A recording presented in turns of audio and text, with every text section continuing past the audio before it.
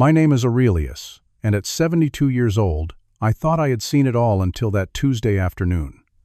I had designed this house with my own hands 40 years ago, creating the perfect home for my family. So imagine my surprise when I heard unfamiliar laughter echoing through my living room. I found my daughter-in-law Sophia confidently showing my house to a young couple. She smiled and said, "I am selling it, father-in-law. After all, your life is already over." I calmly replied, "And yours is just about to be ruined." The silence was deafening. If you have ever felt betrayed by family, give this video a thumbs up and subscribe. Trust me, what happens next will show you exactly how to stand your ground when the people who should love you try to take everything away. I suppose I should back up and tell you about myself and how things got to this point. I spent 45 years as an architect, building a reputation for creating spaces that felt like home from the moment you walked in. That was always my philosophy. A house should not just be walls and a roof, it should be an extension of the people who live there, a place that holds their memories and grows with them through the years. My late wife Margaret and I had only one child, our son James. Margaret was the love of my life. We met in college, both studying different fields, but we shared the same vision for our future. When she passed away 3 years ago from heart complications, I felt like half of me had died with her. The only comfort I had was this house, filled with 40 years of our shared memories. James was always a good kid, though somewhat impressionable. He took after Margaret with his gentle demeanor and artistic sensibilities. He became a graphic designer, talented but not always practical with money or business matters. When he met Sophia 6 years ago at an industry convention, I had my reservations right from the start.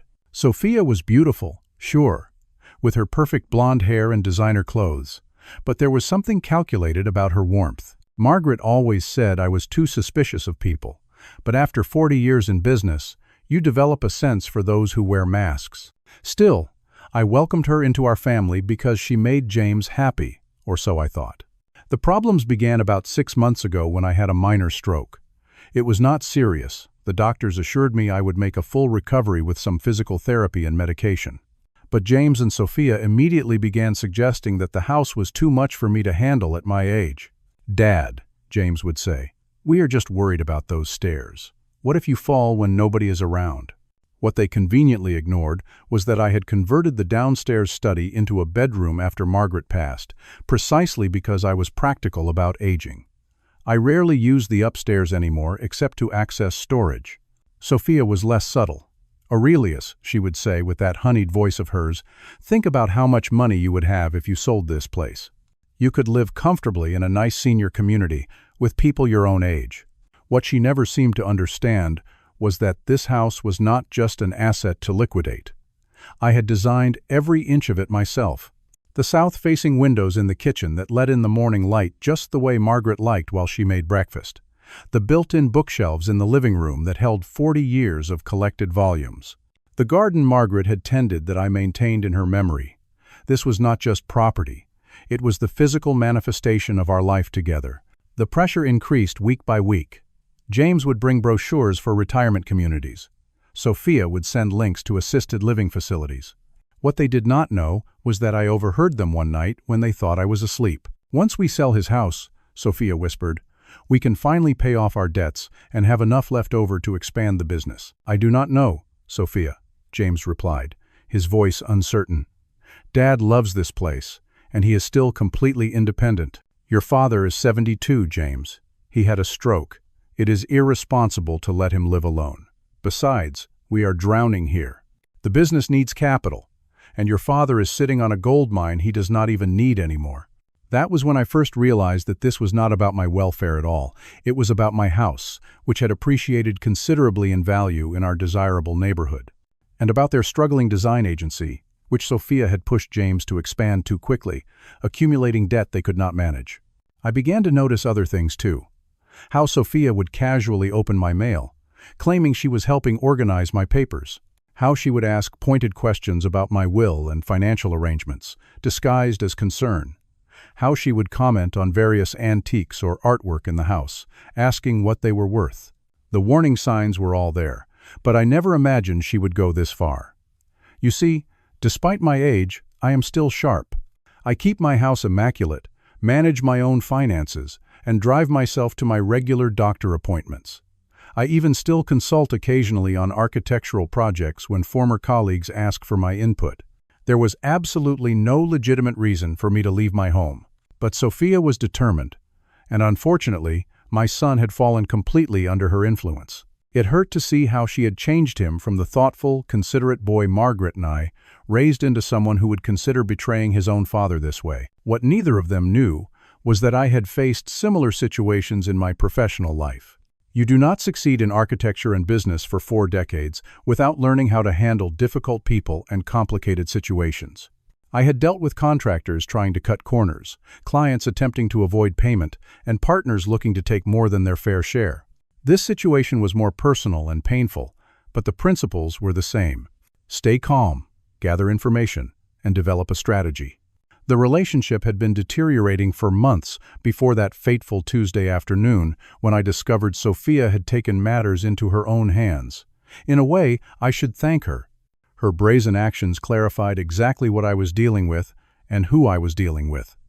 Sometimes, having an enemy emerge from the shadows is better than wondering where the knife will come from.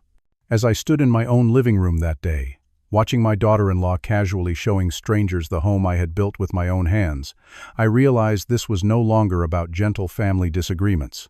This was war. And if there is one thing Margaret always said about me, it was that I never started fights, but I always finished them. The moment is forever etched in my memory. I had been out at physical therapy that Tuesday afternoon, still diligently doing my exercises to regain full strength after the stroke. When I pulled into my driveway, I noticed an unfamiliar luxury SUV parked in front. My first thought was that perhaps James and Sophia had dropped by with friends, though they usually called first. As I entered through the side door that leads to the kitchen, I heard voices from the living room. Not just James and Sophia, but strangers discussing my home as if it were a commodity. "The woodwork is original," I heard Sophia saying in her real estate voice, the one she used when networking at business functions. "And look at the natural light in this space." The previous owners obviously had no idea what they had. Previous owners? I designed and built this house myself. Margaret and I were the only owners it had ever known. I walked quietly toward the living room, my heart pounding with a mixture of confusion and growing anger. When I stepped into the doorway, the scene before me stopped me cold. Sophia, dressed in one of her expensive business suits, was gesturing around my living room to a young couple in their 30s who were nodding appreciatively. A woman in a blazer who I assumed was a real estate agent stood to the side, making notes on a tablet. They did not notice me at first, which gave me a moment to collect myself. The young woman was running her hand along the mantel of the fireplace that Margaret and I had spent weeks selecting the perfect stone for. Her husband was commenting on how they could knock down the wall between the living room and dining room to open up the space. "Excuse me," I finally said, my voice calmer than I felt. "What exactly is going on here?" The young couple turned, startled. The real estate agent looked immediately uncomfortable, her eyes darting between Sophia and me. But Sophia merely smiled, that practiced smile that never reached her eyes. "Aurelius, you are home early," she said smoothly. "I was just showing the Thompsons your beautiful home. They are very interested." "Interested in what?" I asked, though I knew perfectly well what was happening. The real estate agent stepped forward, extending her hand. "Mr. Williams, I am Leslie Parker from Coastal Realty. Your daughter-in-law has listed your property with us. I must say, it is a stunning home." I did not shake her hand. Instead, I looked directly at Sophia. I never authorized anyone to list my home for sale. The room grew uncomfortably quiet. The Thompsons glanced at each other nervously. Sophia's smile tightened, but she did not lose her composure. She approached me, taking my arm as if to guide me away from our guests. "Father-in-law," she said quietly, though not quietly enough that others could not hear, "we discussed this. After your health scare, we all agreed this place is too much for you to manage alone." "We never agreed to anything of the sort," I replied, pulling my arm free from her grasp. Sophia's eyes hardened then, and she dropped the pretense. "James and I have power of attorney since your stroke. We are doing what is best for you." This was an outright lie. I had never signed over power of attorney to anyone. The stroke had been minor, and my doctor had confirmed I was fully competent to manage my own affairs. "I think there has been a misunderstanding," the real estate agent said, uncomfortably. "Perhaps we should reschedule." "There is no misunderstanding," Sophia said sharply, before turning back to me with that false smile again. "Aurelius is just a bit confused today. The doctor said this might happen occasionally." That was when my temper finally broke through. "I am not confused, and you know it. I want everyone out of my house right now." The young couple quickly gathered their things, murmuring apologies. The real estate agent looked mortified, handing me her card and saying she would need to speak with me privately about the listing. Once they had gone, Sophia dropped all pretense of civility. Her face contorted with anger and frustration. "You are being selfish and ridiculous," she hissed. "This house is worth over $1.2 million. You do not need all this space. James and I are trying to secure your future and ours." "My future is secure," I replied, "and this house is not for sale. Not now, not ever." That was when she said the words from the thumbnail of this video, the words that revealed exactly who she was. She smiled coldly and said, "I am selling it, father-in-law. After all, your life is already over." The callousness of it, the absolute disregard for my humanity, stunned me momentarily. I had suspected her motives were not pure, but this level of cruelty was unexpected. In that moment, I saw Sophia for exactly who she was. A predator who saw me not as family but as an obstacle to wealth. I found my voice and replied with a calm that surprised even me. "And yours is just about to be ruined." The silence was indeed deafening. For a moment, Sophia looked startled, perhaps even a little afraid. She had expected me to be a helpless old man she could steamroll. She did not expect resistance. After she left, I immediately called my old friend Richard, who had retired from his law practice but still kept his license active. When I explained what had happened, he was appalled. "She would have needed your signature to list the house," Richard said, "unless she forged it, which is a felony." That evening, I called the real estate agent, Leslie, and asked her to email me the listing agreement. Sure enough, there was my signature on the document, a poor imitation that would never stand up to scrutiny. Sophia had actually committed fraud. When I confronted James over the phone about what his wife had done, his response was weak and evasive. "Dad, we are just trying to help you transition to the next stage of life. Sophia says the market is hot right now, and we could get top dollar for the house. Did you know she forged my signature?" I asked him directly. His long pause told me everything I needed to know. "She said you had verbally agreed, and the paperwork was just a formality. Dad, please try to understand. We are under a lot of financial pressure right now." "So you are stealing my home to solve your financial problems?" I asked, the hurt evident in my voice despite my attempts to remain calm. "It is not stealing," he protested weakly. "The money would go to your care." "My care? Or your debts?" I asked. He had no answer for that. That night was one of the most painful of my life since losing Margaret. I sat in our bedroom, looking at old photos of the house being built. Margaret and I standing on the newly poured foundation. The frame going up. The two of us painting walls together. 40 years of memories, and my own son and his wife were trying to take it all away from me while I was still very much alive. I remembered something similar happening years ago to Margaret's brother Tom. His business partner had tried to force him out of the company they had built together. Margaret and I had helped him fight back and win. She had been fierce in defense of her brother, showing a side of herself I rarely saw. "What would you do, Margaret?" I whispered to her photo. "What would you tell me to do now?" I could almost hear her voice in my head, steady and sure. "Fight for our home, Aurelius. Do not let them take what we built." That night, as I looked around at the house that contained my entire life with the woman I had loved, I made a decision. I would not be a victim. I would not be pushed aside. And I would show my daughter-in-law exactly what happens when you try to outmaneuver someone who has decades more experience than you do. The next morning, I woke up with a clarity and purpose I had not felt in years. If I was going to fight back effectively, I needed information. Sun Tzu, whose writings I had studied in a military history phase during my 50s, said that all warfare is based on deception.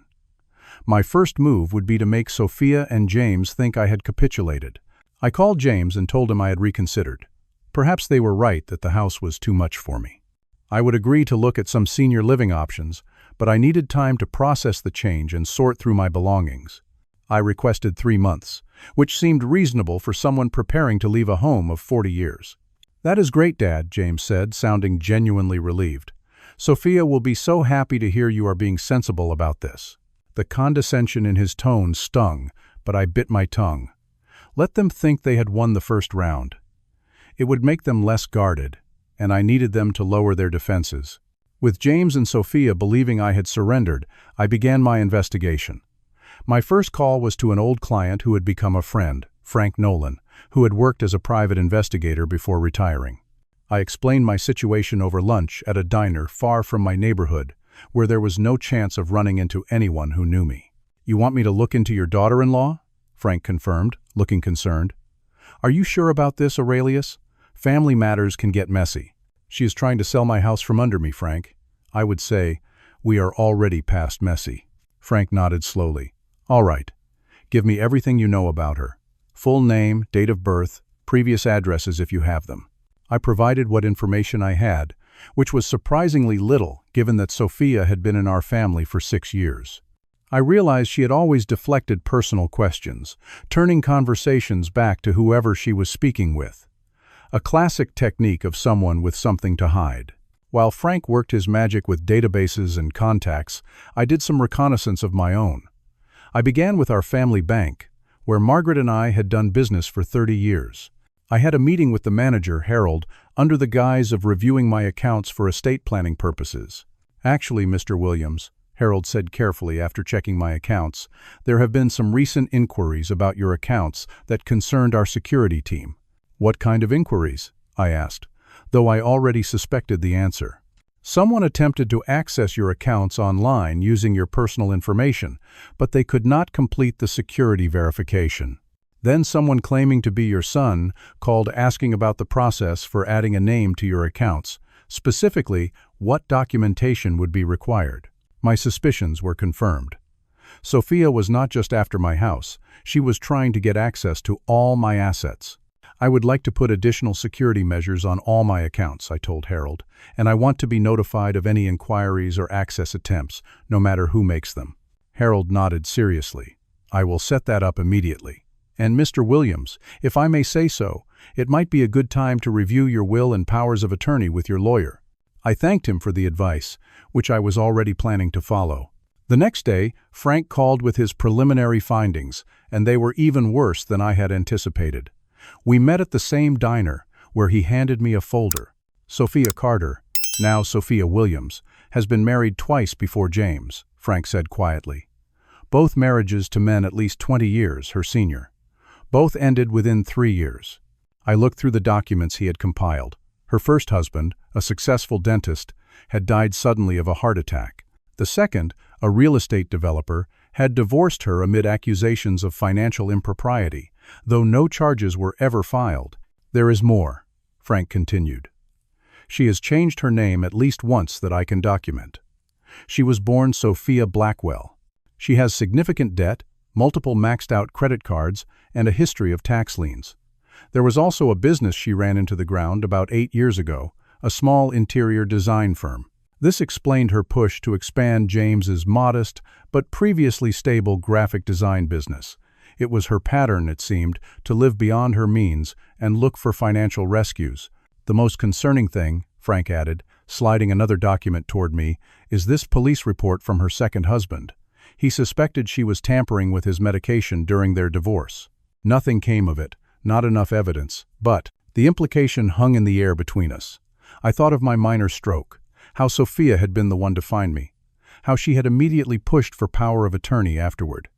A chill ran down my spine. "Thank you, Frank. This is illuminating." "Be careful, Aurelius," Frank warned. "People who are desperate for money can be dangerous."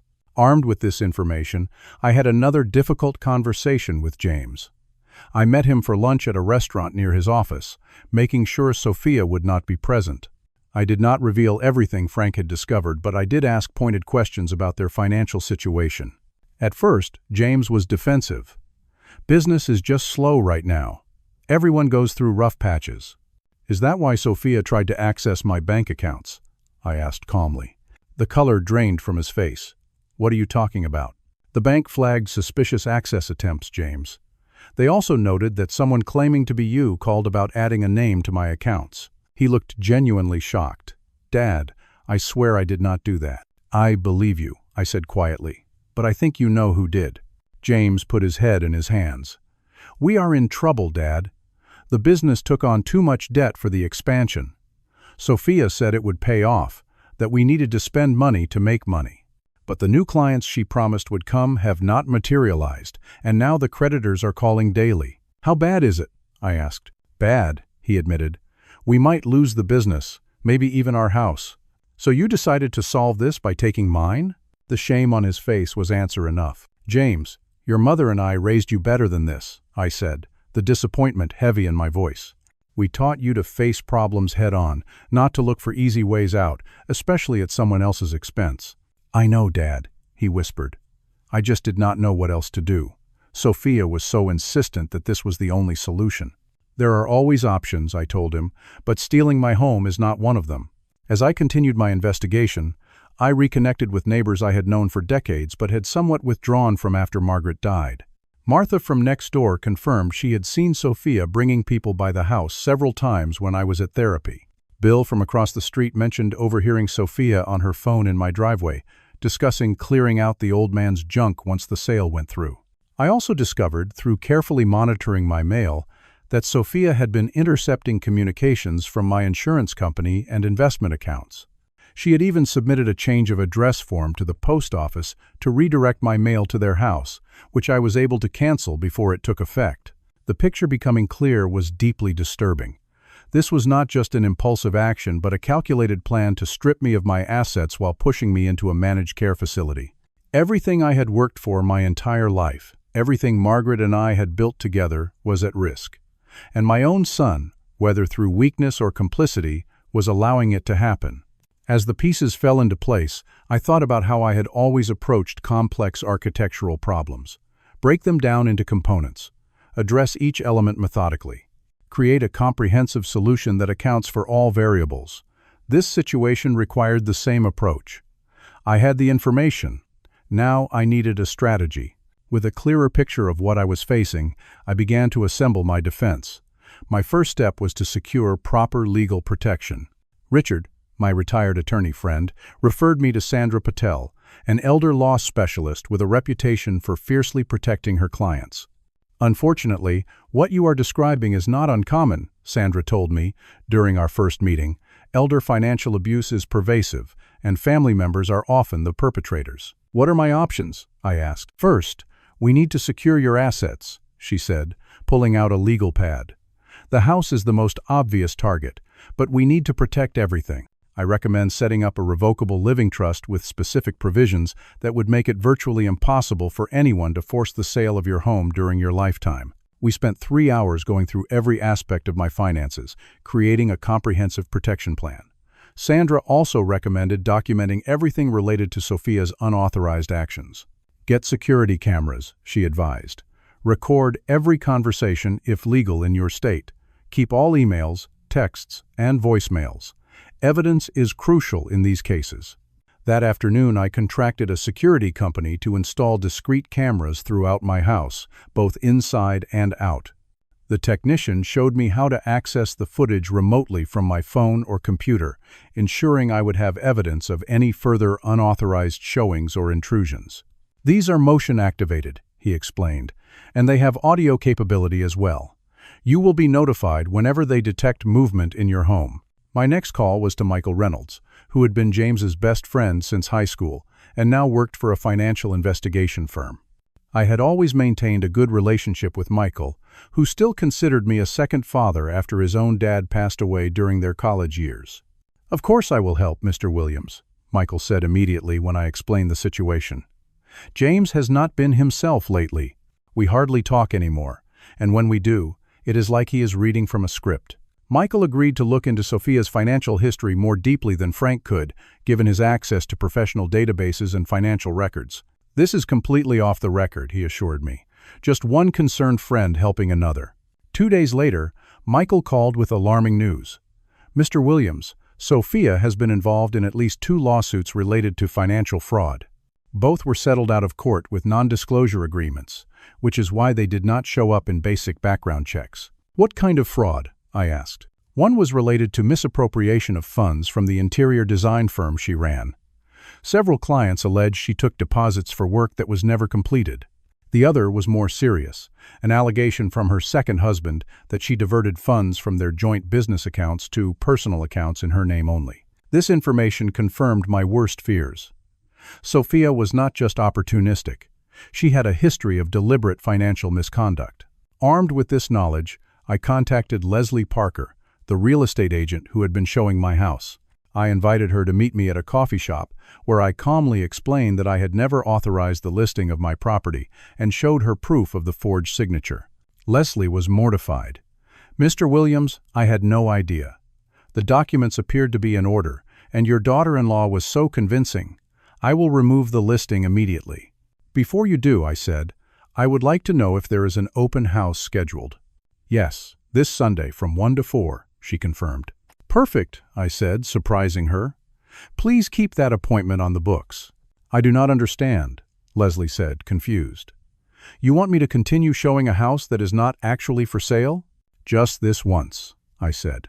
"But I will be present, and I would appreciate your discretion until then." Leslie agreed, though reluctantly. I could tell she was concerned about her professional reputation, but also sympathetic to my situation. With the open house still on the calendar, I began to prepare. I contacted several friends, including Frank, Richard, and 2 former colleagues from my architectural firm, asking them to attend the open house as potential buyers.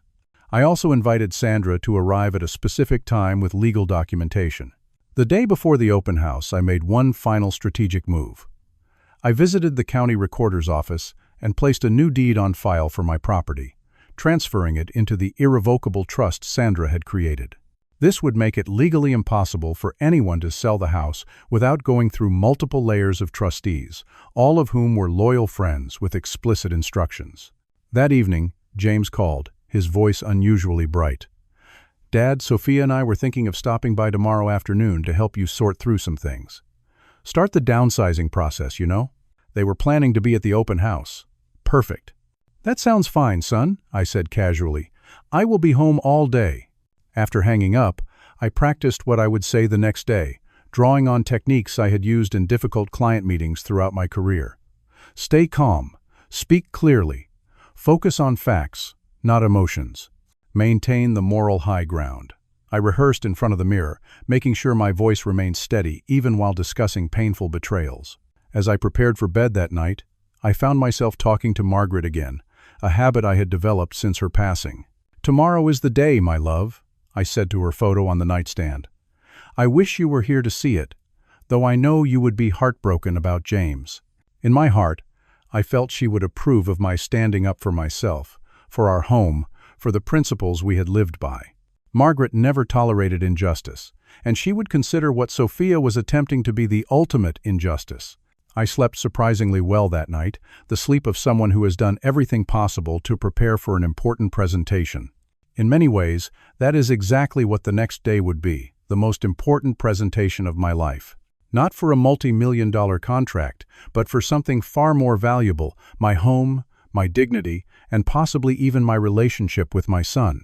Sunday arrived with perfect weather, almost as if Margaret had arranged it from above. Sunshine streamed through the windows, highlighting all the beautiful features of our home, the rich wood of the banisters, the craftsmanship of the built-in cabinets, the warm colors we had chosen for the walls. I dressed carefully in one of my better suits. The navy one Margaret always said brought out my eyes.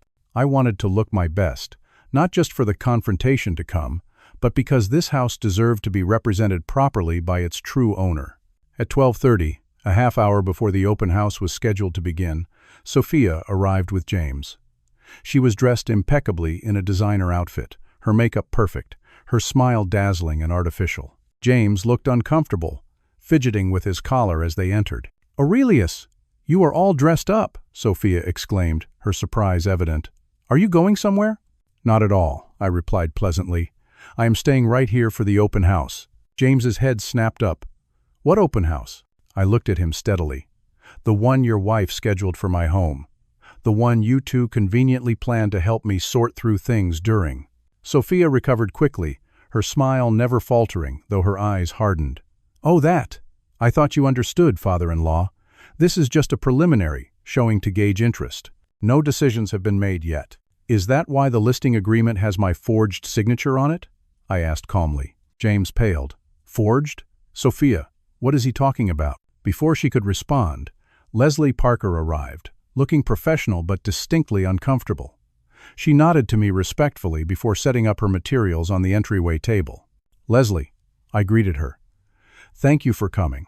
I want to be clear that you have my permission to conduct this open house today, but only today.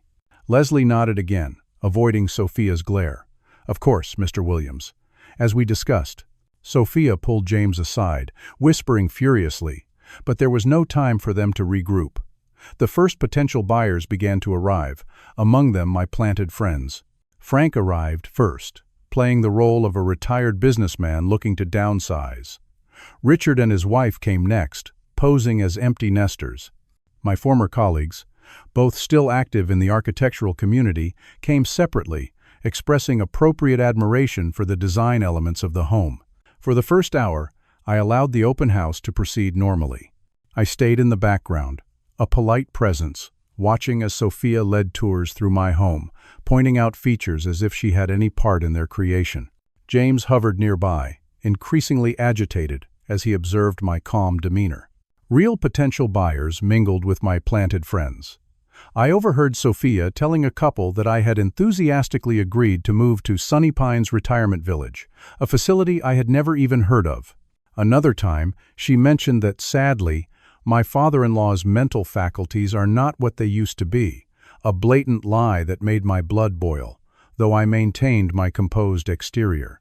At precisely 2:30, right when the open house would be at its busiest, Sandra arrived as planned, carrying her briefcase. She nodded to me discreetly, and I moved to the center of the living room where most of the visitors had gathered. May I have everyone's attention for a moment?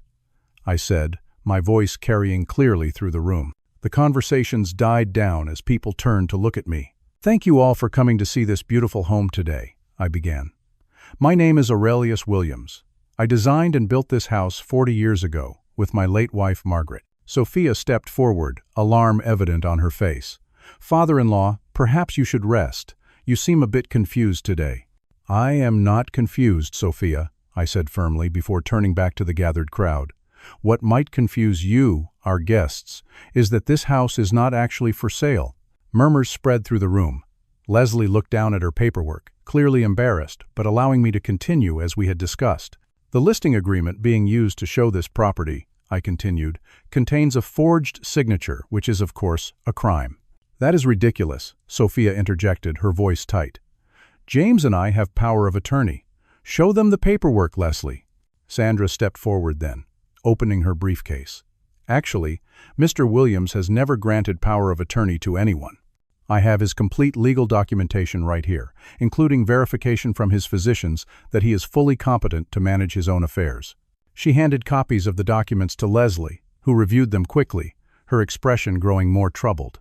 Furthermore, Sandra continued, addressing the room professionally, as of yesterday, this property has been placed in an irrevocable trust with specific provisions preventing its sale during Mr. Williams' lifetime. I have filed a cease and desist order regarding the fraudulent listing. The real estate agent looked stricken. Miss Williams, is this true? Did you forge the signature on the listing agreement? Before Sophia could answer, one of my security cameras sent an alert to my phone. I checked it quickly and saw that it had captured Sophia in my home office the previous week, rifling through my desk drawers and taking documents. I have video evidence of Mrs. Williams entering my home without permission multiple times, I announced, holding up my phone, as well as attempting to access my financial accounts without authorization. James looked horrified. Sophia, what have you done? Sophia's composure finally cracked. Her face contorted with anger as she pointed at me. You ungrateful old man, we are trying to help you. You cannot live here alone forever. You are just being stubborn and selfish. Is it selfish to want to remain in my own home? I asked calmly. Is it selfish to expect my family to respect my wishes and my property? The potential buyers began to look uncomfortable, several making moves toward the door. My friends stayed put, as planned, to witness everything. "You all do not understand," Sophia said desperately, addressing the room. "He had a stroke. He needs care. We are just looking out for his best interests." "My doctors have certified that I am perfectly capable of independent living," I replied. "The only people who claim otherwise are the ones who stand to gain financially from selling my home." That was when Sophia made her fatal mistake. In her frustration, she blurted out, "We need this money. Do you have any idea what it is like trying to build a business while supporting an old man who refuses to use his assets sensibly?" The naked greed in her statement hung in the air. Even those who had no personal stake in the situation could recognize the ugliness of it. James looked like he wanted the floor to swallow him whole. "I believe this open house is concluded," Sandra announced firmly. "As Mr. Williams's attorney, I must ask everyone except the homeowner to leave the premises immediately." The real potential buyers filed out quickly, murmuring among themselves. Leslie Parker apologized profusely to me before gathering her materials and leaving. My friends departed too, each giving me a supportive nod or pat on the shoulder. Soon, only James, Sophia, Sandra, and I remained in the living room, the scene of so many happy family gatherings now tainted by this ugly confrontation. "You will regret this," Sophia hissed at me. "We were trying to do what is best for everyone." "No, Sophia," I said quietly. "You were trying to do what is best for yourself. There is a significant difference." James finally found his voice. "Dad, I am so sorry. I did not know about the forged signature or the unauthorized showings." "Perhaps not," I acknowledged. "But you knew I did not want to sell my home, and you supported her anyway." Sandra intervened then. "Mr. and Mrs. Williams, I strongly advise you to leave now. My client has enough evidence to pursue criminal charges for forgery and attempted fraud. Whether he chooses to do so may depend on your actions going forward." Sophia grabbed her purse, her face a mask of fury. "This is not over, old man. Not by a long shot." "Actually, Sophia, it is," I replied. "The house is protected now. My accounts are secured. There is nothing left for you to take." As they turned to leave, I called out to my son, "James, when you are ready to talk, really talk, call me." Without her, the look on his face, a mixture of shame, confusion, and lingering loyalty to his wife, broke my heart. But I had to stand firm. Some lessons can only be learned through consequences. After they left, Sandra stayed for a cup of tea, reviewing next steps with me. "Do you want to pursue charges?" she asked. "You would have a strong case." I thought about it carefully. "Not yet. I want to give my son a chance to come to his senses first, but keep the evidence secure. We may need it." Sandra nodded understandingly. "Family situations are always complicated. But you did the right thing today, Aurelius. You protected yourself with dignity and clarity." As I showed her out, I felt both drained and relieved. The confrontation had been necessary but painful. Yet for the first time in months, I felt like I was back in control of my life and my home. Margaret would have been proud. The aftermath of the open house confrontation reverberated through the following weeks like aftershocks from an earthquake. The immediate fallout was a deafening silence from both James and Sophia. No calls, no texts, no attempts to contact me at all. I had expected Sophia to continue her campaign, perhaps through other means, but the complete silence was unexpected. I maintained my vigilance, checking my security cameras regularly, and reviewing my financial statements daily for any signs of interference. Sandra had helped me place fraud alerts on my credit and additional security measures on all accounts. My home was now legally fortified in ways that would make Fort Knox envious. 2 weeks after the open house, Frank called with new information. "Aurelius, I have been keeping an eye on the situation as you asked. Sophia and James have listed their house for sale. It went on the market 3 days ago." This was surprising news. Their house was a modern townhouse in a trendy neighborhood, purchased at the height of the market. Selling now likely meant taking a loss, which suggested desperation. "There is more," Frank continued. "My contact at the bank says their business loan is in default. They have 90 days to bring the payments current before foreclosure proceedings begin on the business property they used as collateral." So the financial situation was even more dire than James had admitted. It explained Sophia's increasingly aggressive tactics. They were not just looking for a convenient solution, They were drowning. Still, I felt no obligation to sacrifice my home to save them from the consequences of their poor financial decisions, especially given the underhanded methods Sophia had employed. I had worked hard my entire life, saved prudently, and lived within my means. Those were lessons I had tried to impart to James, lessons that had apparently not taken root. 3 weeks after the open house, I received an unexpected visitor. James appeared on my doorstep late one evening, looking haggard and thin, his eyes red-rimmed and exhausted. "Dad," he said simply when I opened the door. "Can we talk?" I let him in, leading him to the kitchen where I put on coffee. Neither of us spoke until the coffee was poured, and we were seated across from each other at the table where he had eaten countless meals growing up. "I owe you an apology," James began, his voice rough. "A bigger one than I know how to give. You allowed your wife to try to steal my home," I said. Not to twist the knife, but because the reality needed to be acknowledged. James nodded, staring into his coffee. "I did, and worse, I convinced myself it was for your benefit." He looked up at me, his eyes filled with shame. "I was weak, Dad. The business was failing, the debts were piling up, and Sophia kept saying this was the only solution that made sense for everyone." "And you believed her?" I said, not a question but a statement. "I wanted to believe her," James admitted.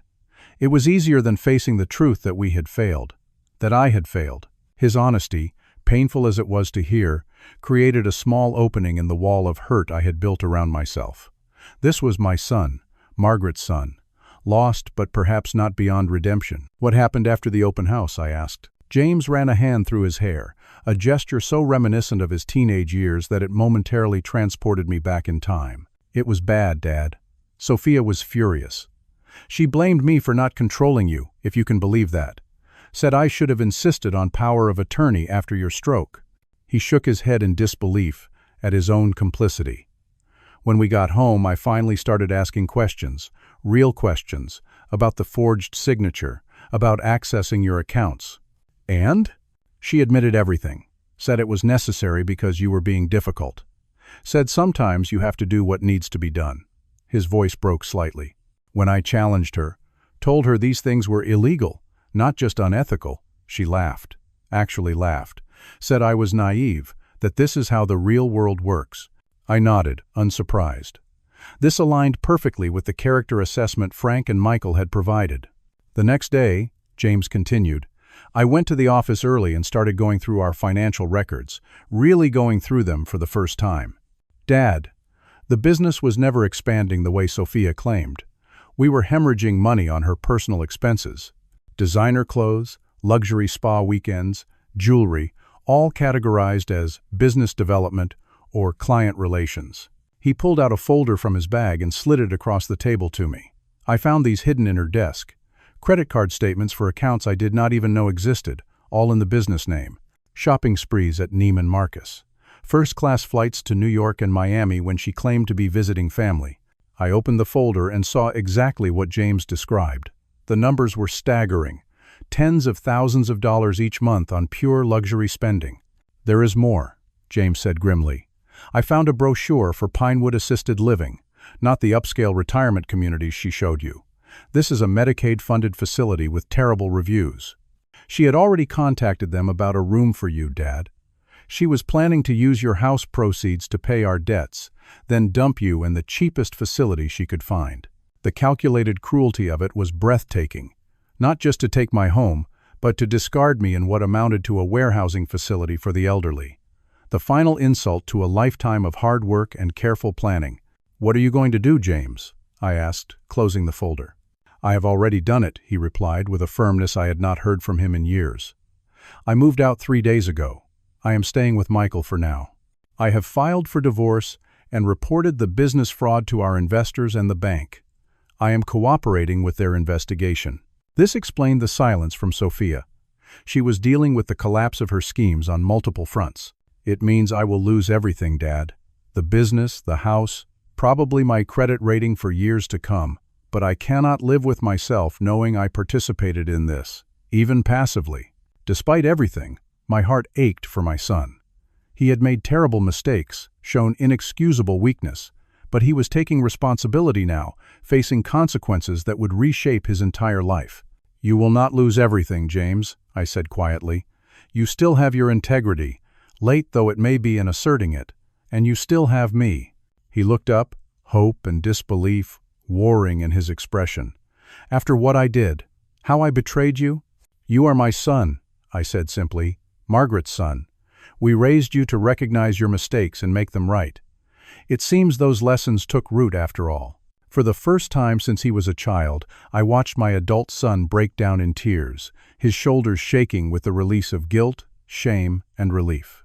I moved around the table and put a hand on his shoulder, the physical contact bridging a gulf that had grown between us over years of distance and misunderstanding. In the days that followed, James shared more details about Sophia's machinations. She had been systematically alienating him from me for years, subtly at first, then more overtly after Margaret died. She had intercepted messages, invented complaints I had supposedly made about him, created an artificial distance that made her plan possible. The divorce proceedings revealed even more. Sophia had been married not twice before James, as Frank had discovered, but 3 times, each marriage to progressively wealthier men. She had a history of financial fraud that crossed state lines, making it difficult to track. And most disturbing of all, there were questions about the circumstances of her first husband's death that had never been fully investigated. As these revelations emerged, the authorities became involved. The district attorney's office contacted me about pressing charges for the forgery and attempted fraud. After consulting with James and Sandra, I agreed. Sophia's actions were not just a family matter but potentially a pattern that could harm others if left unchecked. By this point, 6 weeks after the open house, Sophia had already fled the state, emptying what remained of their joint accounts before disappearing. The authorities issued a warrant for her arrest, adding her name to financial crimes databases nationwide. For James, the process of rebuilding began slowly. He moved into my guest room temporarily, while sorting out the financial and legal mess left in Sophia's wake. We spent evenings talking more openly than we had in years, painful conversations that gradually healed wounds both old and new. "I keep thinking about Mom," James said one night as we sat in the living room. "How disappointed she would be in me." "Your mother believed in redemption," I told him. "She would be proud of you now, for finding the courage to face the truth and make amends." Together, we began to envision a future neither of us had anticipated. James would restart his career, more modestly this time, with a small freelance design practice. I would continue living in my home, making age-appropriate modifications rather than surrendering to unnecessary dependence. And, most importantly, we would rebuild the trust that had been so severely damaged, not just by Sophia's manipulations, but by years of poor communication and assumptions on both sides. 6 months have passed since that confrontation in my living room. 6 months of healing, rebuilding, and profound change for both me and my son. Life has a way of teaching us lessons when we least expect them, often through the most painful experiences. This ordeal with Sophia turned out to be one of those watershed moments that divided my life into before and after. James found an apartment about 15 minutes from my house, close enough for regular visits but with the independence he needed to rebuild his life. He started a small graphic design consultancy, taking only projects he could manage himself without overextending. His talents, freed from Sophia's grandiose schemes, attracted a steady clientele who appreciated quality work delivered on time and on budget.